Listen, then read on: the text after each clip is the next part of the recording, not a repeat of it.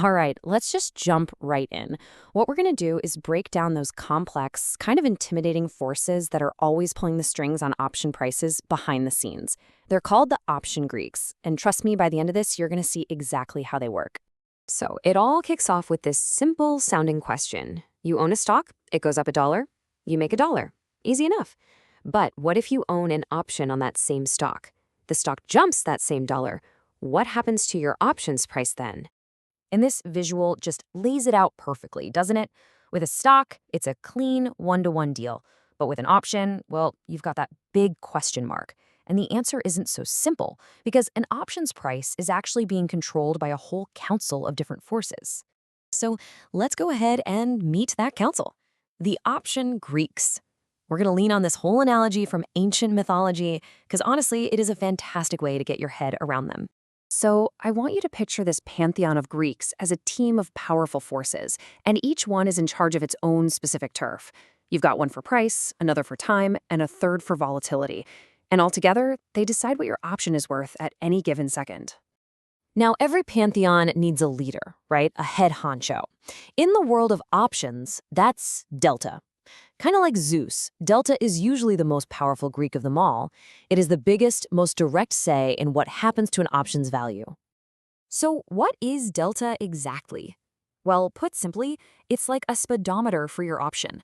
It gives you the answer to our original question, telling you how much that option's price should move for every $1 change in the stock. For all you quants out there, it's the first derivative of the option's value with respect to the stock's price.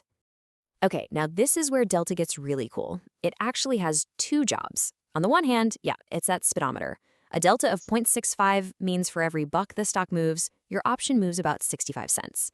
But on the other hand, the pros use it for something else. It's an amazing shorthand for probability. That same 0.65 delta, it's telling you there's roughly a 65% chance that the option will expire in the money. Pretty useful, right? But Delta doesn't work alone. Let's meet the rest of the crew, the other Greeks who play some absolutely crucial supporting roles. First up, we've got Gamma. So if Delta is the speedometer, Gamma is the accelerator. It tells you how fast your speedometer's needle is moving. In mass terms, it's the second derivative. It measures how much your delta itself is going to change when the stock price moves. Let's make that real for a second. Let's say your option has a delta of 0.40 and a gamma of 0.05. If the stock ticks up by $1, your delta doesn't just stay at 0.40. Nope, it actually increases by the value of gamma, so your new delta is 0.45. Gamma is what makes delta a moving target. Okay, let's move on to the next Greek. This one is Theta, and it's basically the agent of time. Theta's job is to measure how much value an option loses every single day just because time is passing. So if you're an option buyer, Theta is not your friend. If you're an option seller, you love to see it. And here's the crucial thing to remember.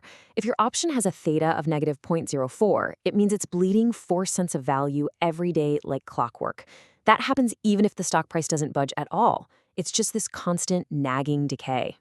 And this visual just shows that erosion perfectly. Look at that.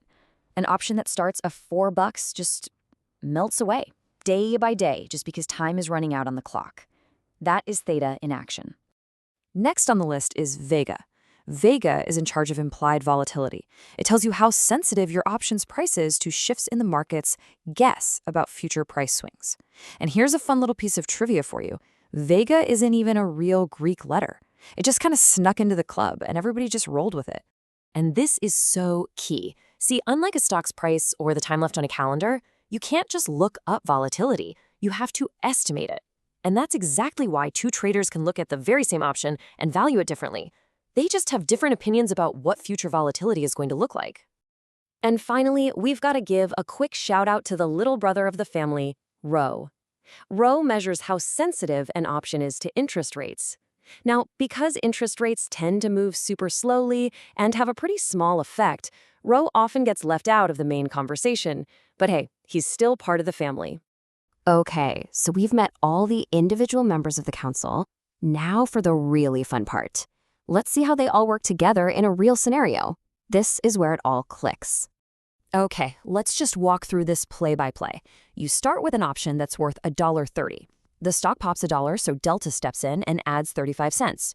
Boom, your option's now worth $1.65. But wait, a day goes by, so Theta quietly subtracts 2 cents. The next day, the stock rises again, but this time it's not just Delta. Gamma joins the party too, and together they add 41 cents. But of course, that clock is still ticking, so Theta takes another 2 cents away. And then finally, volatility gets a little boost, and Vega adds 7 cents. You see how it's a constant push and pull? That final price is a direct result of the whole council making decisions. So what's the big takeaway from all this? Simple. The Greeks are your personal risk toolkit. Delta is your speedometer for price. Gamma is the accelerator. Theta tells you the daily rent you're paying to hold the position. And Vega measures your exposure to the wild card of volatility. And this is why it really, truly matters. You don't have to be a math genius to get this. Understanding the Greeks is all about giving you control. It lets you look at an options price not as some random number, but as a combination of measurable risks that you can actually understand and manage. The Greeks give you the dashboard, all the instruments you need to measure the forces acting on your trade. But that leads to the ultimate question, doesn't it? Even with all these powerful tools in your hand, can you ever truly master the unpredictable nature of risk itself? Something to think about.